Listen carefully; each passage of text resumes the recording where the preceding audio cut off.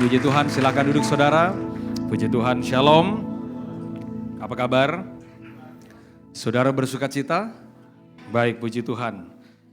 Sekalipun sudah lama, saya terakhir tahun lalu dan hari ini saya bisa berbagi firman kepada saudara. Saya percaya bahwa hidup ini selalu bicara tentang sebuah perjalanan. Ya, di dalam perjalanan kita akan selalu menemukan kerikil yang tajam, jalan yang berlubang. Tapi saya percaya bahwa setiap perjalanan selalu mengajarkan untuk kita menjadi pribadi yang dewasa. Makanya saudara, saya selalu belajar dalam hidup. Menjadi Kristen itu tidak hanya sekedar bicara tentang diberkati, bicara tentang disembuhkan. Tetapi menjadi Kristen juga bicara bagaimana kita diproses, tetapi kita tetap kuat berjalan bersama dengan Tuhan. Nah, hari ini saya ingin berbagi firman. Saya beri judul khotbahnya sederhana, judulnya adalah Proses Tuhan. Karena saya percaya bahwa semua pasti kita mengalami proses. Sekalipun berat ringannya tergantung kita masing-masing. Tapi buat saya, Kristen yang kuat itu dilahirkan karena dari mengalami proses yang kuat. Katakan amin. Jadi saudara, belajar dalam kekristenan, bagaimana orang-orang mencari Yesus dan mengikuti Yesus. Saudara, kemanapun Yesus pergi, Yesus selalu buat mujizat. Dan Yesus selalu identik dengan sang pembuat mujizat. Tetapi ada waktu-waktu tertentu dia tidak melakukan mujizat. Kalau Tuhan melakukan mujizat, itu perkara yang gampang dia bisa lakukan. Ya, 5 roti 2 ikan, 5.000 orang kenyang, Bartimeus buta melihat, apalagi Lazarus bangkit dari kematian. Kemanapun Yesus pergi, dia suka untuk melakukan mujizat. Tetapi justru iman itu kelihatan bukan karena kita mengalami mujizat. Justru kelihatan kesetiaan itu ketika ngalamin proses dan salib. Coba saudara perhatikan, di mana 5.000 orang yang kenyang waktu Yesus ada di atas kayu salib. Mereka gak ada, Pak. Bartimeus yang buta melihat, waktu Yesus ada di atas kayu salib, mereka juga gak ada. Makanya saya belajar, ternyata kesetiaan itu justru kelihatan ketika kita sedang mengalami lembah kekelaman. Bukan ketika di tanah perjanjian. Nah, orang Israel dijanjikan sama Tuhan. Saya yakin bahwa Tuhan lewat firman-Nya, lewat hamba Tuhan juga pernah janji sama saudara. Janji Tuhan itu apa sih? Janji Tuhan kalau menurut kitab Mazmur, janji yang berlimpah dengan kebaikan, berlimpah dengan kebajikan. Nah, ketika orang Israel keluar dari tanah Mesir, Tuhan janji sama orang Israel. Tuhan bilang sama Musa, Musa, bawa umatku keluar dari tanah Mesir untuk menuju ke satu tempat. Namanya apa? Tanah perjanjian. Nah, yang di kepala orang Israel adalah begitu keluar dari tanah Mesir, mereka masuk dalam tanah perjanjian. Ternyata yang Tuhan lakukan, begitu keluar dari tanah Mesir, orang Israel tidak masuk langsung ke tanah perjanjian. Tetapi orang Israel dimasukkan oleh Tuhan dalam satu keadaan namanya padang gurun. Nah, tolong ditampilkan. Ada banyak orang suka dengan tanah perjanjian. Tanah perjanjian ini bicara apa sih? Tanah perjanjian itu bicara tentang berkat, pemulihan, kesuksesan, berkat berlimpah itu ada di tanah perjanjian. Kalau saudara mau cari susu dan madu, itu ada di tanah perjanjian. Nah, sedangkan di Mesir, orang Israel ditindas dan diinjak-injak. Sampai kemudian Tuhan melihat kesengsaraan mereka. Tuhan memperhatikan kesengsaraan umatnya. Makanya begini saudara, saat saudara susah, saat saudara punya masalah, Tuhan tahu apa yang saudara alami. Terkadang kita berdoa, Tuhan, tolong Tuhan. Sama seperti di tanah Mesir, sedang terinjak, sedang tertekan, bisnis hancur, keluarga berantakan. Mungkin kita sedang mengalami proses namanya Mesir. Dan kita berdoa sama Tuhan. Setelah dari Mesir, Tuhan tolong bawa ke tanah perjanjian.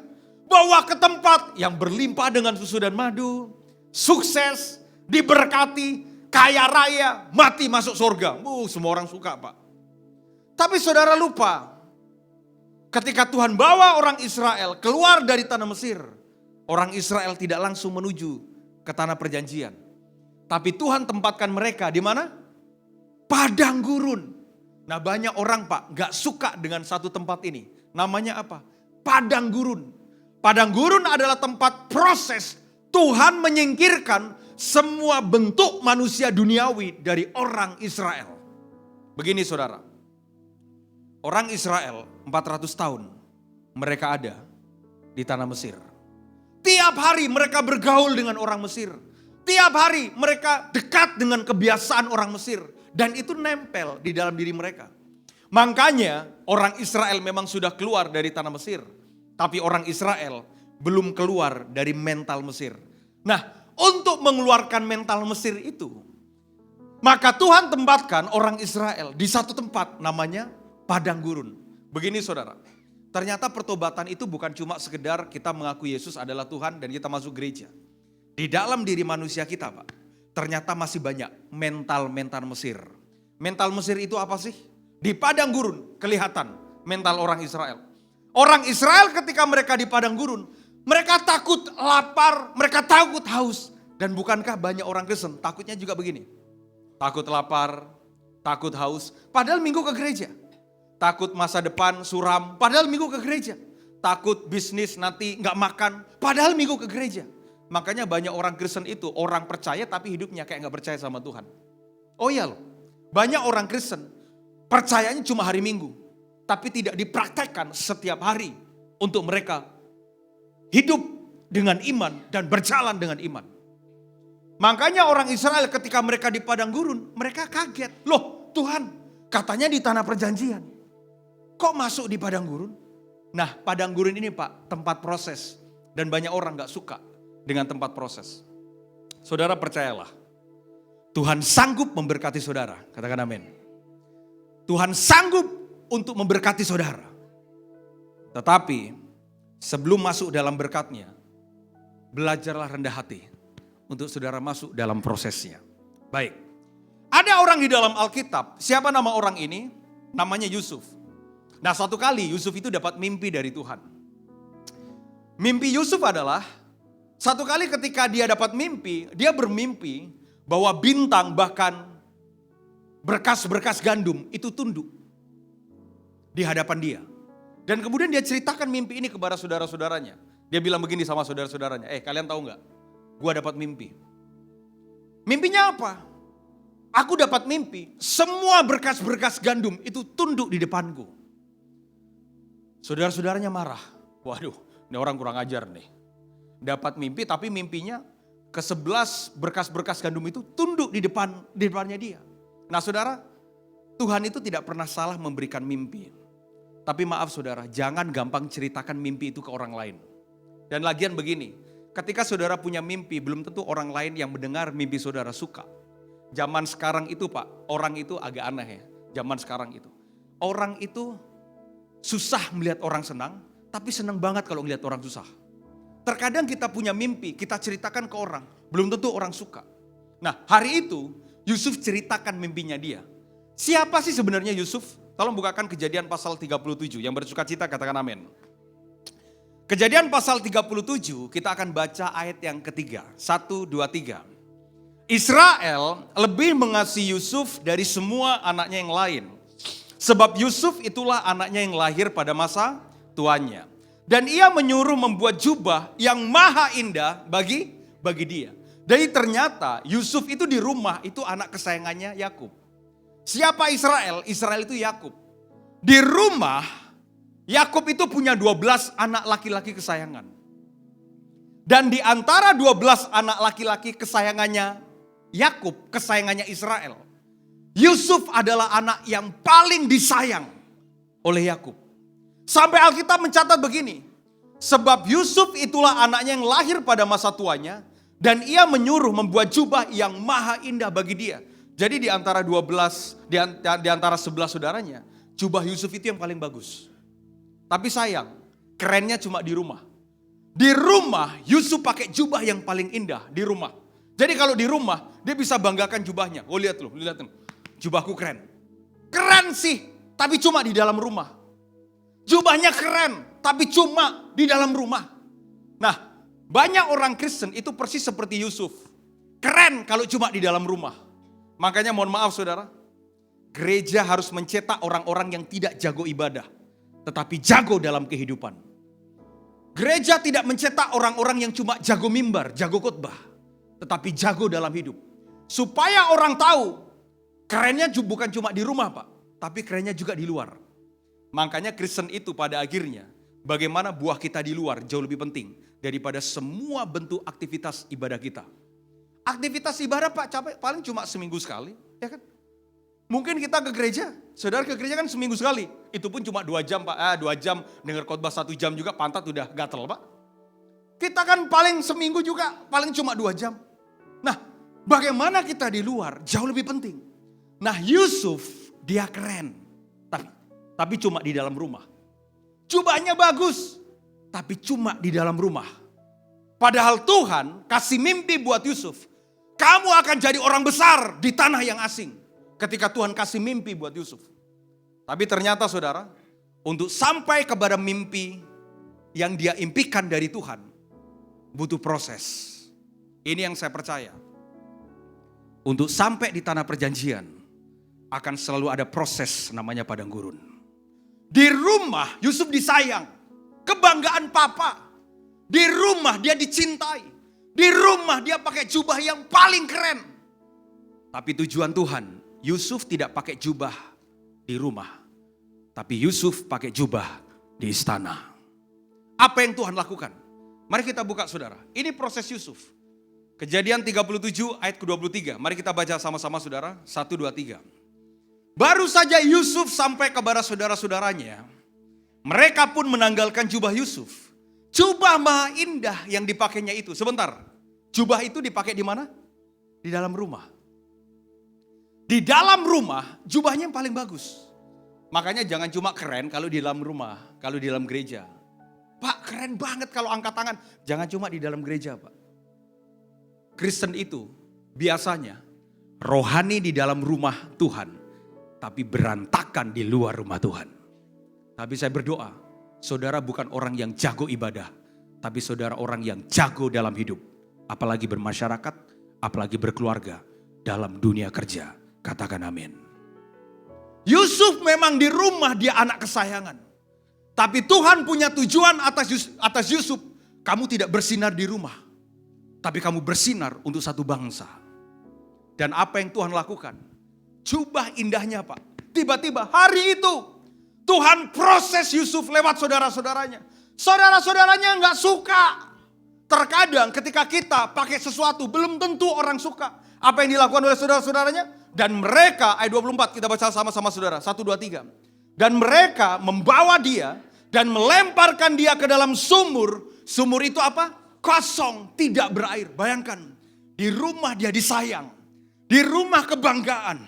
Di rumah dihargai. Tiba-tiba dalam waktu yang hampir bersamaan. Jubahnya lepas. Dia dilempar di sumur yang kosong. Dan tidak berair. Seringkali dalam hidup, untuk Tuhan membawa kita Pak, pada rencana yang besar, Tuhan harus mengosongkan dan melepaskan jubah-jubah kebesaran kita. Pak, gak ada tanah perjanjian kalau tidak ada proses yang namanya pengosongan. Saya mau cerita sama saudara. Tapi tolong saudara, kalau saya cerita ini saudara jangan, wah ini pendeta ini mulai sombong nih. 4 bulan yang lalu atas anugerah Tuhan, saya dipercaya untuk jadi komisaris di perusahaan BUMN. Nah beberapa saudara yang follow di Instagram pasti tahu. Dan saya juga bantu, saya staf di kementerian, semua atas anugerah Tuhan Pak. Tapi saya belajar dalam hidup, bagaimana cara saya mengosongkan diri 4 tahun yang lalu Pak. Ketika orang menghina atas apa yang saya kerjakan. Saya ngalamin itu Pak. Saya ngalamin bagaimana orang menyisihkan. Saya ngalamin bagaimana orang itu ngosipin, bahkan ngomongin. Dan saya sedang dan sudah berdamai dalam hal mengampuni orang lain. Saudara, persis setelah pelantikan menteri dan wakil menteri, maka hari ketiga saya dapat SK dari Kementerian BUMN. Dan saya ditempatkan jadi komisaris independen di perusahaan PT Wika Realty. Holding dari holding grup Wika Group Wijaya Karya yang khusus menangani masalah properti. Saudara, ada kejadian 4 tahun yang lalu ketika saya masih di Manado. Saudara, sama seperti yang saya khotbahkan, saya itu jadi hamba Tuhan yang menceritakan hidup itu apa adanya, tanpa ditutup-tutupi. Beberapa saudara pasti tahu pernikahan saya dengan istri saya, karena saya ceritakan berkali-kali. Pernikahan saya dengan istri saya itu pernikahan yang tidak cukup mudah. Ya. Orang nolak, keluarga nolak, mertua tolak. Apalagi waktu itu saya tinggal di daerah namanya Manado. Nah sekedar info, Manado itu terkenal dengan sebuah masakan namanya rica-rica. Nah, rica-rica itu rasanya apa, Bu? Yang tahu? Sepedas itu mulut ibu-ibu Manado yang gak bertobat tuh. Saya 4 tahun yang lalu, Pak, saya ada di sana. Hampir semua orang itu ngomongin begini ke istri saya. Jangan biarkan kamu nikah sama David Harrison. Dia pendeta gak bener. Ci, jangan izinin anakmu nikah sama David. Dia tuh pendeta gak bener. Waduh, Pak, 4 tahun, 5 tahun yang lalu. Itu semua omongan yang busuk. Dan saya ngalamin proses. Ditempatkan di tempat seperti Yusuf. Di sumur yang kosong. Terkadang Tuhan menempatkan kita di sumur yang kosong. Supaya Tuhan belajar bagaimana mengisi secara penuh. Makanya saudara jangan marah kalau saudara ditempatkan pada keadaan yang kosong. Semua orang nolak. Tapi istri saya tetap memutuskan menikah dengan saya. Dan saudara tahu, penolakan yang paling berat datang dari beberapa orang yang saya baru ketemu sekali 2 kali dengan orang ini. Tiba-tiba Pak, orang ini nulis di Facebook. Ada seorang pendeta, inisialnya D. Pendeta ini gak benar. Kalau ketemu sama pendeta ini, jangan percaya. Wah, saya udah dijelek-jelekin. Mohon maaf Pak. Udah dijelek-jelekin, mohon maaf. Udah kayak tai Pak. Karena memang keluarga dari mertua saya Pak, keluarga dari istri saya, itu keluarga yang semuanya ada. Bisnis mereka Pak, satu keluarga itu, wah bro, Pak. Mulai dari toko, ekspedisi, restoran, apalagi. Ada bengkel, keluarga mereka, keluarga besar mereka itu punya pom bensin. Nah saya anak kampung Pak, anak gembel Pak. Keluarga saya Pak, itu keluarga kampung. Saya tuh lahir di desa, kampung saya itu persis berbatasan dengan hutan. Makanya waktu kecil, mama saya itu agak gak bisa bedakan mana anaknya, mana anak monyet. Hampir mirip Pak, karena di kampung Pak. Saya ini anak kampung. Dan harus menikahi seorang perempuan yang lahir dari keluarga, semuanya ada. Saya ditolak Pak. Dan hari itu omongan yang paling berat Pak, makanya begini ya. Omongan yang paling berat itu yang kita terima dari omongan orang-orang di sekitar kita. Yang kelihatannya di depan kita ngomongin yang baik, tapi di belakang dia nusuk kita. Makanya mohon maaf.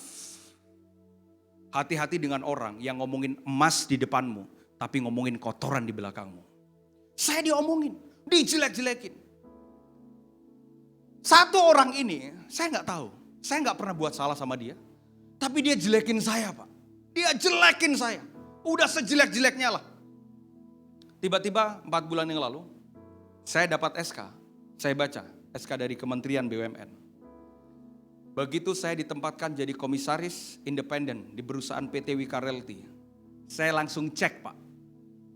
Begitu saya cek perusahaan ini ada di mana. Perusahaan ini di bawah saya Pak, di bawah kita. Itu ada 28 hotel dan ada di 18 provinsi dengan 17 proyek perumahan termasuk high rise building, apartemen dan sebagainya. Anda mau tahu nggak Pak? Orang yang ngomongin itu, ngomongin saya, itu kerja di mana? Kerja di Manado, di perusahaan yang saya pimpin Pak. Anda mau tahu? Ini saya cerita aja ya, saya cerita. Secara struktur organisasi, saya komisarisnya, di bawah menteri langsung, di bawah saya direksi, di bawah saya manajer area, di bawah saya manajer, baru di bawah lagi orang yang ngomongin dan jelekin saya. Saya mau tanya Pak, jenis model begini kita mau apakan Pak? Pembelajaran Pak. Jangan suka merendahkan orang. Karena Tuhan sanggup untuk mengangkat hidupnya orang. Saya pulang ke rumah. Pengen Pak rasanya saya pecat orang itu. Aduh gampang Pak. Tapi istri saya bilang begini. Kamu kan hamba Tuhan. Kamu kan hamba Tuhan. Ketika istri saya bilang, kamu hamba Tuhan. Saya ingat Pak 4-5 tahun yang lalu. Bagaimana orang ini jelekin saya. Saya ingat 4 tahun, 5 tahun yang lalu. Saya gak lakukan apa-apa. Bagaimana orang ini fitnah saya habis-habisan. Begitu saya buka Facebook. Saya lihat dia dengan anak-anaknya. Dia dengan istrinya. Dia punya 3 orang anak. Sampai hari ini dia gak tahu. Nah kecuali saudara bocor, saudara kasih tahu dia. Saya belajar Pak dalam hidup. Apa artinya mengampuni?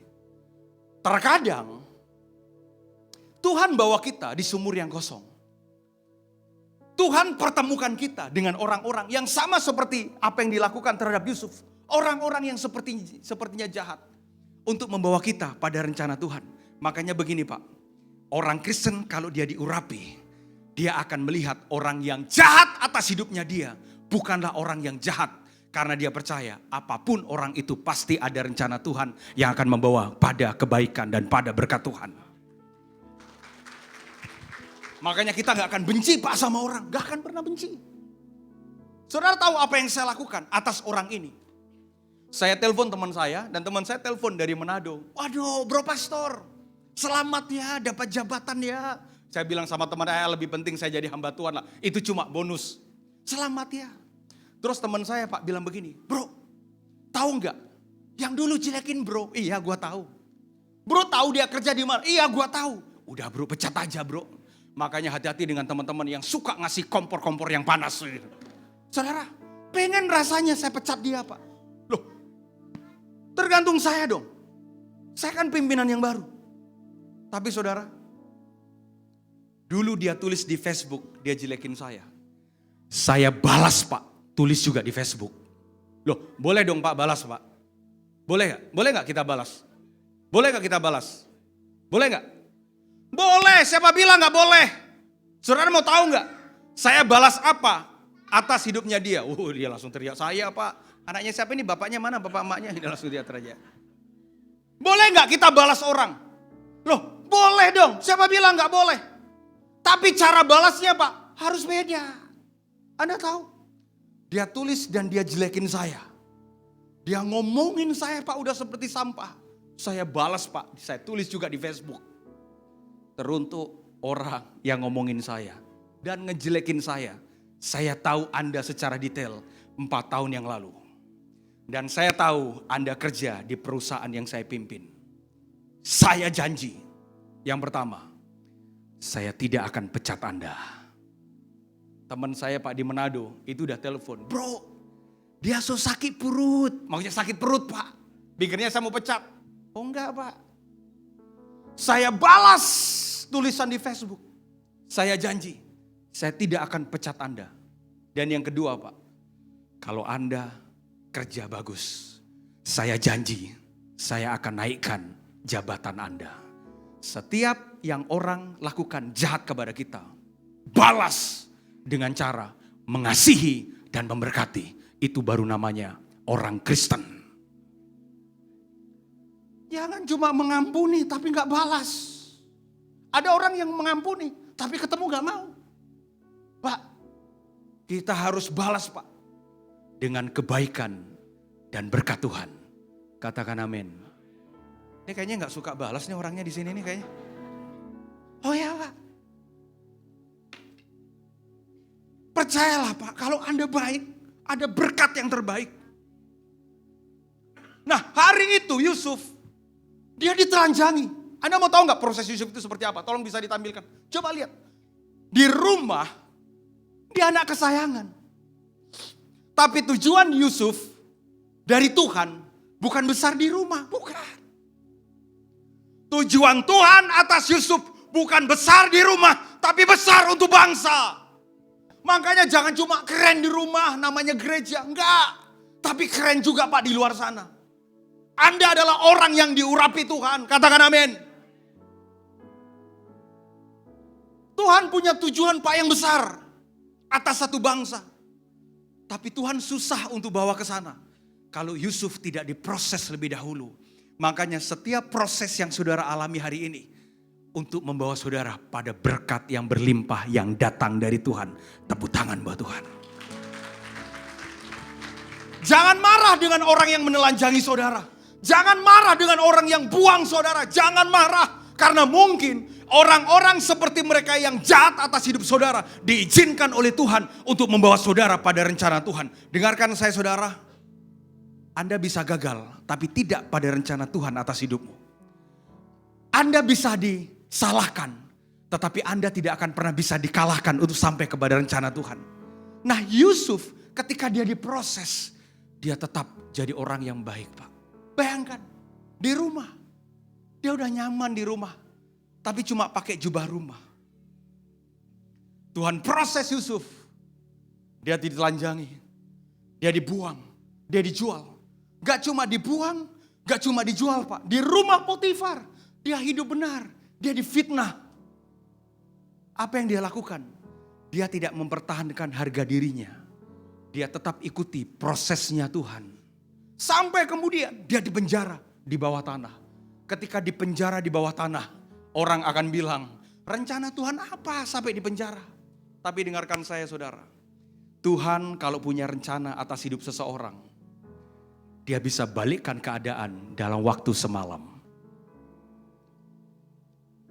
Buktinya adalah kemarin Yusuf masih di penjara.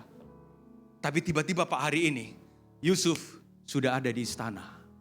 Begini saudara, ketika Tuhan memulihkan keadaan Sion, keadaan kita seperti orang yang bermimpi. Untuk memulihkan keadaan, terkadang Tuhan bisa memulihkan keadaan secara tiba-tiba. Tapi untuk belajar setia, itu susah Pak. Saya dorong saudara untuk setia sama Tuhan. Saya gak tahu siapa yang tiap malam dengan istri dan suami selalu berdoa bersama-sama, boleh angkat tangan? Kayaknya bapak-bapaknya mulai malu nih kayaknya nih. Salah khotbah nih kayaknya nih. Siapa yang suami, istri dan anaknya tiap malam berdoa bersama-sama? Angkat tangan. Angkat tangan Pak. Angkat tangan Pak. Jangan melupakan Tuhan karena saudara diberkati. Hari ini Pak, saya hampir setiap hari mengambil waktu untuk puasa. Setiap hari. Saya puasa bukan karena pengen supaya dapat jabatan dan berkat yang lain. Enggak, saya sudah di sana. Tapi saya belajar ketika di tanah perjanjian tetap rendah hati dan mengandalkan Tuhan. Anda yang suami, pegang tangan istri lagi Pak kalau malam. Doakan. Karena saya percaya Pak, buat setiap orang yang sungguh-sungguh dengan Tuhan, pasti ada berkat yang terbaik, katakan amin. Nah Yusuf ketika dia diproses, dia ketemu sama Firaun. Yang saya suka Pak, Firaun dia bilang begini, tolong bisa ditampilkan. Kejadian 41 ayat 38, ketika dia ketemu sama Firaun. Kita baca sama-sama saudara, 1, 2, 3. Lalu berkatalah Firaun kepada para pegawainya, mungkinkah kita mendapat orang seperti ini? Seorang yang penuh dengan roh Allah. Saudara, Firaun itu gak kenal Tuhan Pak. Firaun bukan orang Kristen. Firaun ini bukan orang yang percaya Tuhan. Firaun ini punya Tuhan sendiri, dia punya dewa-dewa. Tapi ketika Firaun ketemu sama Yusuf, ketika Yusuf terjemahkan mimpinya kepada Firaun, Firaun bilang begini, sesungguhnya orang ini namanya Yusuf, penuh dengan roh Tuhan. Buat saya agak aneh. Kenapa? Firaun bukan orang yang percaya Tuhan. Dari mana Firaun tahu Yusuf dipenuhi Roh Kudus? Oh iya kan? Firaun kan punya Tuhan sendiri kan? Tapi ketika Firaun dia lihat hidupnya Yusuf, maka Firaun dia bilang, orang ini dipenuhi dengan roh Tuhan. Dari mana Firaun tahu Yusuf dipenuhi roh Tuhan? Sedangkan Firaun bukan orang Kristen Pak, mohon maaf. Kalau Anda duduk di sebelah kanan dan kiri, ketika Anda bergereja, tiba-tiba yang duduk di sebelah kanan kiri bilang begini, Pak, Bapak dipenuhi Roh Kudus. Wajar Pak, sesama pemakan daging babi kok. Wajar. Tapi kalau orang lain yang tidak kenal Tuhan, tiba-tiba melihat hidup Anda dan bilang begini, Anda dipenuhi Roh Kudus, baru kita heran Pak. Betul gak? Kalau ada orang yang gak kenal Tuhan, saudara, iya gak sih? Kok saudara agak gini gitu saudara. Kalau ada orang Pak yang tidak kenal Tuhan, begitu lihat hidup kita, dan kemudian mereka bilang, orang ini dipenuhi Roh Kudus, itu yang baru heran Pak. Kalau sesama orang Kristen ngomong ke kita, Pak, Bapak dipenuhi Roh Kudus, gak usah heran. Sesama pemakan daging babi Pak. Tapi Firaun yang gak kenal Tuhan, dia bisa bilang begini, orang ini dipenuhi Roh Kudus, gak kenal Tuhan. Dari mana Firaun tahu Yusuf dipenuhi Roh Kudus? Dari cara hidup dari Yusuf. Sampai kemudian Firaun bilang begini, ambilkan jubah, ambilkan cincin, Hari ini juga aku lantik engkau jadi orang besar di tanah Mesir. Saudara percayalah, berkat Tuhan bisa datang dengan tiba-tiba, dengan berkat yang terbaik. Tapi saudara, butuh waktu setia dengan proses Tuhan. Saya bersaksi di depan saudara, ada satu wakil menteri, namanya Todo Tua Pasaribu. Hari ini ditempatkan sama pemerintahan Pak. Beliau jadi wakil menteri investasi. Nama beliau Todo Tua Pasaribu. Saya kenal sudah 2 tahun lebih. Sudah jadi wakil menteri Pak. Ajudan ada 9 Pak. Diberkati Tuhan Pak. CEO Bomba Group Pak. Sampai hari ini Pak. Tiap pagi Pak. Gak pernah lupa untuk mengingatkan orang datang beribadah. Itu keren Pak.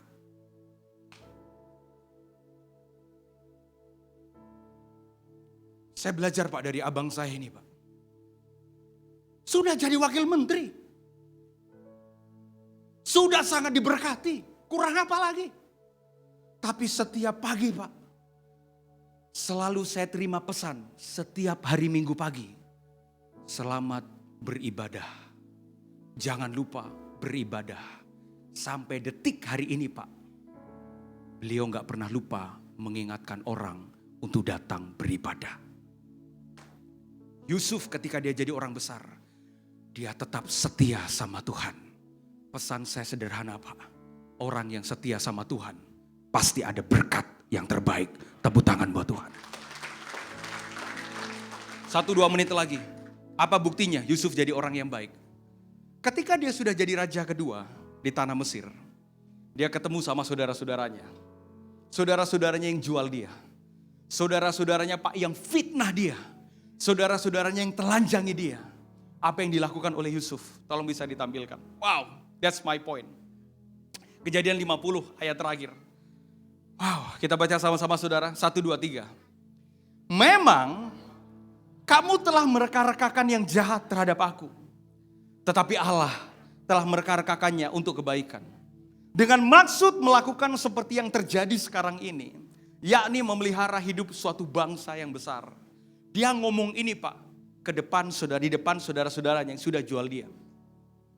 Orang Kristen itu kadang ya, kalau balas sakit hati Pak, lebih kejam Pak dari orang yang gak percaya Tuhan. Banyak kayak begitu. Tapi Yusuf, dia udah jadi orang yang besar Pak. Dia sudah jadi orang kedua di tanah Mesir. Udah kaya raya. Sudah pegang tongkat Pak. Sudah pakai fasilitas istana. Dia ketemu dengan saudara-saudara yang jual dia. Dia ketemu dengan saudara-saudaranya yang fitnah dia. Tahu gak dia ngomong apa? Memang kamu ya telah mereka-rekakan yang jahat. Tetapi Tuhan mengubah mereka-rekakan untuk apa? Kebaikan. Coba. Semua yang jahat yang dilakukan orang di hadapan Yusuf bukanlah kejahatan tetapi kebaikan. Makanya orang yang diurapi Pak akan selalu melihat orang jahat itu baik. Dan apa yang dilakukan oleh orang jahat akan membawa saudara kepada kebaikan. Kalau saya jadi Yusuf, ya ampun Pak. Udah jadi raja Pak. Udah pegang tongkat. Ketemu sama orang yang fitnah. Gua bilang Pak, kamu sudah mereka-rekan jahat ya. Sini-sini kepalamu. Gua pentungin Pak satu-satu. Gua gebukin mereka Pak. Tapi Yusuf enggak. Tahu gak kenapa Yusuf enggak lakukan itu? Karena Yusuf tahu. Semua yang dilakukan oleh saudara-saudaranya. Untuk mendatangkan kebaikan. Makanya ini pesan saya Pak. Tolong kita baca sama-sama. 1, 2, 3. Tetaplah baik. Sebab anak yang baik pasti dapat berkat yang terbaik. Tepuk tangan buat Tuhan Yesus. Saya undang saudara bangkit berdiri. Ku terhubung denganmu. Selalu melekat di hatimu. Firman-Mu itulah dasar hidupku yang berdaulat atas. Ku terhubung denganmu. Apapun yang terjadi Tuhan, selalu melekat di hatimu. Firman-Mu itulah dasar hidupku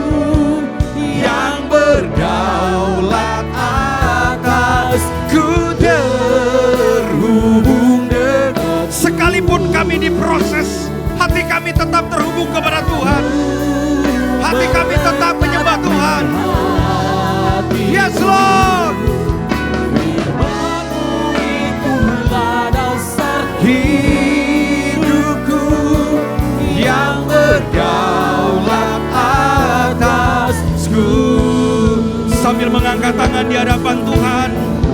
Biarkan kita tetap terhubung. Terhubung denganmu, selalu melekati hatimu. Firman-Mu itulah dasar hidupku yang berdaulat atasku. Terhubung denganmu. Syarala babata karala baya syakarala babata karala. Melekati hatimu. Firman-Mu itulah dasar hidupku yang berdaulat atas. Izinkan saya berdoa buat saudara. Saudara mungkin saat ini sedang mengalami pergumulan seperti di dalam proses padang gurun. Saudara angkat tangan kanan saudara, taruh tangan kiri dada saudara. Izinkan saya berdoa. Bapa, dalam nama Yesus kami percaya satu hal Tuhan, bahwa setiap padang gurun akan selalu mengantarkan kami kepada janji Tuhan. Bahwa setiap padang gurun adalah cara yang tepat untuk Tuhan mendidik dan mendewasakan kami. Kami mau tetap setia, kami mau tetap terhubung sama seperti Yusuf. Sekalipun difitnah, dibuang, ditelanjangi, masuk di penjara, tetapi hatinya tetap terhubung kepada Tuhan. Hatinya tetap menyembah Tuhan. Karena kami tahu Tuhan, orang yang baik akan dapat berkat yang terbaik.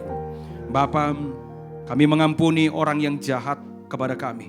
Kami mengampuni orang yang tidak suka kepada kami. Kami mengampuni orang yang benci kepada kami. Dan kami mau balas dengan doa yang terbaik. Berkati keluarga mereka, berkati hidup mereka. Dan kami mengucapkan berkat yang terbaik atas hidup mereka. Terima kasih Bapa. Kami bersyukur buat pagi hari ini. Kami percaya bahwa setiap tangan yang terangkat, kami berdoa, kami mau hidup kami terhubung kepada Tuhan. Karena kami percaya setiap proses akan membawa kami ke tanah perjanjian. Tuhan, jika kami belum sampai ke tanah perjanjian, ajarkan kami tetap setia melangkah. Sekalipun kami tahu di padang gurun ada ular dan kalajengking, kami tahu Tuhan pasti akan melindungi kami. Terkadang kami lelah Tuhan. Kaki kami seperti goyah. Tetapi kami mau sampai di tanah perjanjian. Saudara, tetaplah melangkah. Tetaplah berjalan dengan iman yang berharap kepada Tuhan. Sekalipun pada kenyataannya, padang gurun itu panas. Padang gurun itu gersang. Padang gurun banyak ular dan kalajengking. Tetaplah tatap dengan mata iman. Ada tanah perjanjian yang terbaik. Karalabaya syakarala babata karalabaya shikirala babata karalabaya. Yang bisa berbahasa roh berbahasa roh.